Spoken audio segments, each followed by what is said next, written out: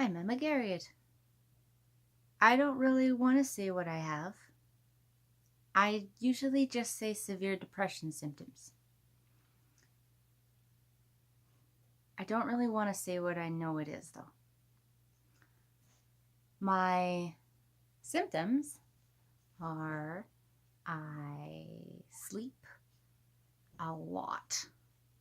I can sleep 10 hours, 11 hours a night. I have nightmares very regularly. The minimum twice a week, at least. Usually quite a bit more than that. I can't watch movies anymore because they have a sense of completion that is lacking in my life, and resolve that I don't have. And if I watch movies, I'll have this intense ache inside of me that's like I can't control. I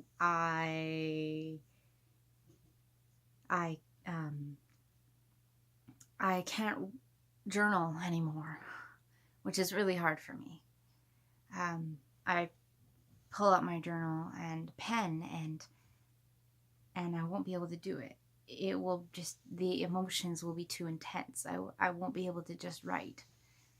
And last time I tried, I just wrote, my hair is dark, my clothes are whatever color they were at the time. It's very strange. I go about my life. At around 7 or 8 o'clock, intense sadness hits me, and I can't be left alone without a babysitter.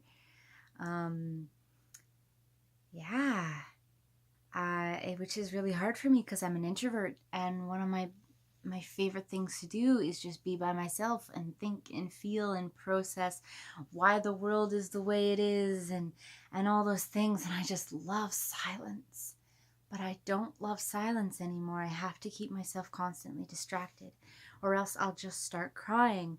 And it's not just sadness, it's this like intense, like there's this big rock in my stomach that like I want to throw up the feelings. This sounds really gross. When you feel it in your gut with all you are, and I get really bad stomach aches when I start to feel these ways. Yeah. I cry a lot, and it's not just easy crying either. It's like that's like the best way I can describe it. And sometimes it makes me want to sink into the floor, and then I can't sink into the floor. And it reminds me of a time that I snapped, which is sort of one of the things that started this whole thing in the first place. So those are some of my symptoms. I'm an artist, and it's impossible to suffer in silence as an artist because I have this constant need to scream into the void. If I feel like I'm going through something, or something's happening in my life that I can't share with others, even if I only have like 3 followers, I have to share it, or I'm gonna go nuts, or I'm gonna feel like everything is meaningless if I can't be able to create it into something. And because I haven't been able to really write songs or poetry or even really journal anymore, I've been sort of resorting to whatever other means I can.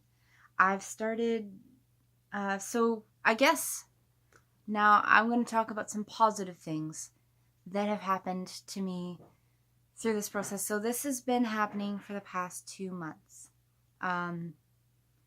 It started happening a lot sooner before then, but I worked really, really, really, really, really hard at ignoring it. And by really hard, I mean I literally, like,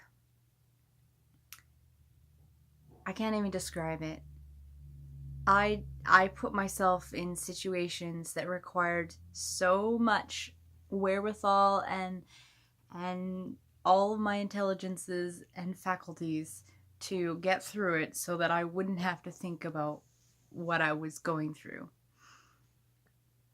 And other reasons, they had to get done and stuff like that. But anyways, so positive things. I give a lot less fucks now.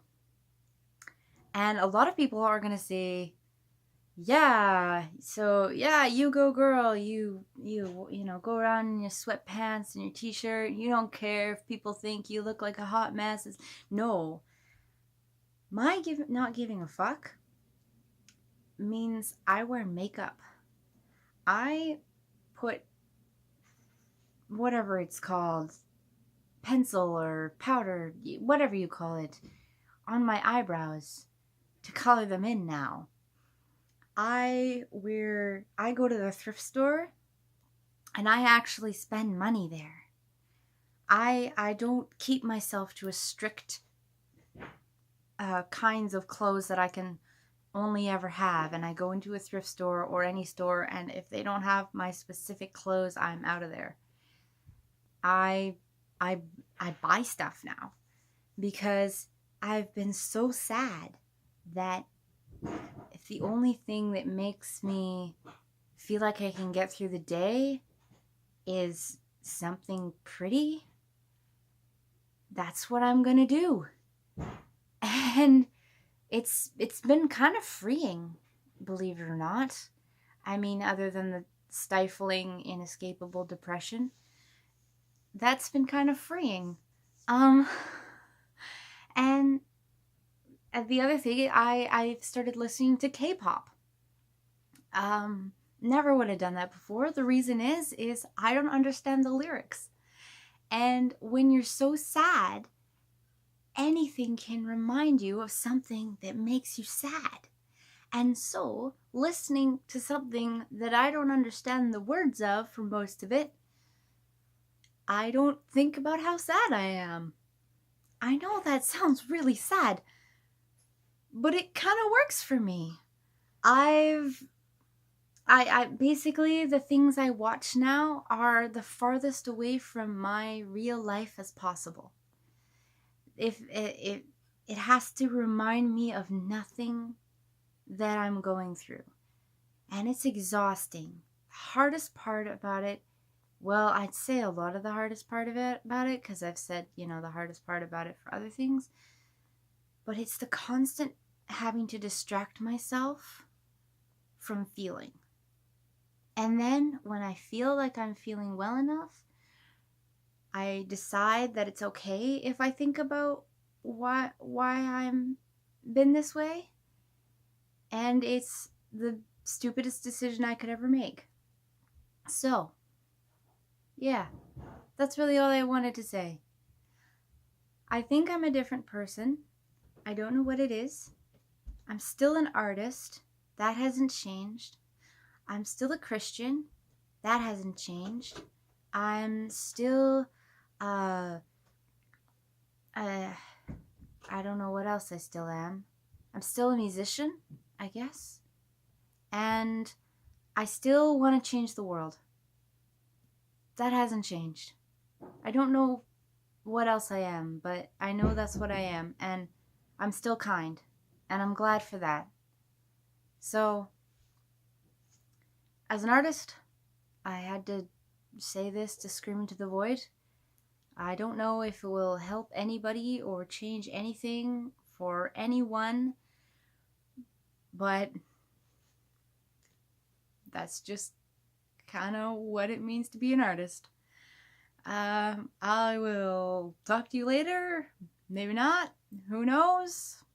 Probably, because we've already established I have a constant need to scream into the void. And I will hopefully have more chances to love you all.